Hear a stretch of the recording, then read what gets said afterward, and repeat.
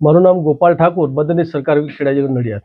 આ કેસમાં જે આરોપી છે અજમેલસિંહ ઉર્ફે અજય અનવરસિંહ મકવાણા, લાલપુર ગાભઈ હિંમતનગરનો રહેવાસી હતો।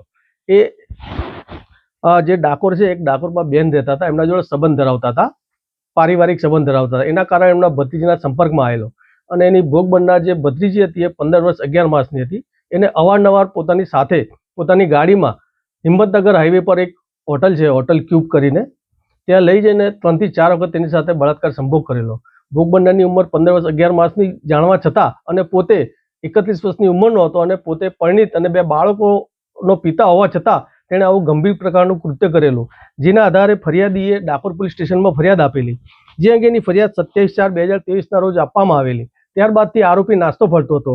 આ કામે ઇપીકો કલમ 363, 366 તથા પોસ્કો એક્ટ મુજબ તેમજ એટ્રોસિટી એક્ટ હેઠળનો ગુનો હોય આ કામની તપાસ ડીવાયએસપી બાજપાઈ નાઓ કરતા હોય। આ કામે આરોપીની ઘણી શોધખોળ કરવા છતાં મળી ના આવ્યો અને 1 વર્ષ બાદ ડીવાયએસપી બાજપાઈ સાહેબ નાઓએ ખૂબ મહેનત કરી, ખૂબ પોલીસ તંત્રને કામે લગાડી એને અટક કરેલી। ત્યારબાદ આ અંગેનો કેસ એને પકડીને અટક કરેલો અને એનો કેસ આજરોજ નામદાર 3જા એડિશનલ સેશન જજ પીપી પુરી સાહેબની કોર્ટમાં ચાલી જતા આરોપીને ઇપીકો કલમ 363 મુજબના ગુનાના કામે 5 વર્ષની સખત કેદની સજા, 5000નો દંડ તથા ઇપીકો કલમ 366ના ગુનાના કામે 5 વર્ષની સખત કેદ તથા 5000નો દંડ તેમજ ઇપીકો કલમ 506(2) મુજબના ગુનાના કામે પણ 5 વર્ષની સજા અને 5000નો દંડ કરેલો છે। તેમજ પોસ્કો એક્ટની કલમ 3A45L 6 સાથે વાંચતા 20 વર્ષની સખત કેદની સજા તથા 25000નો દંડ કરેલ છે તથા વધુમાં સરકારના પરિપત્ર મુજબ વિક્ટિમ કોમ્પન્સેશન એક્ટ હેઠળ પણ ભોગ બનનારને ₹1 લાખ